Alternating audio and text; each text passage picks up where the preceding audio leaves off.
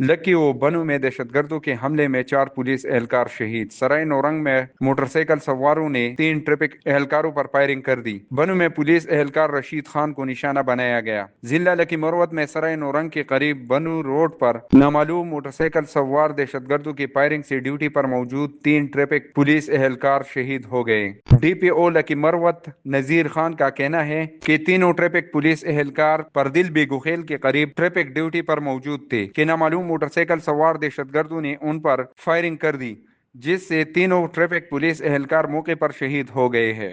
شہید ہونے والوں میں traffic police incharge Naurang Jalal Khan, سپاہی عزیز اللہ اور سپاہی عبداللہ شامل ہے۔ ادھر بنو کے تانا منڈان کے حدود میں بھی نامعلوم موٹر سائیکل سواروں کے فائرنگ سے پولیس اہلکار شہید ہو گیا۔ پولیس کے مطابق پولیس اہلکار رشید خان کو اس وقت نشانہ بنایا گیا جب وہ ڈیوٹی پر مامور تھا۔ فائرنگ کے نتیجے میں پولیس کانسٹیبل رشید خان موقع پر ہی شہید ہو گئے۔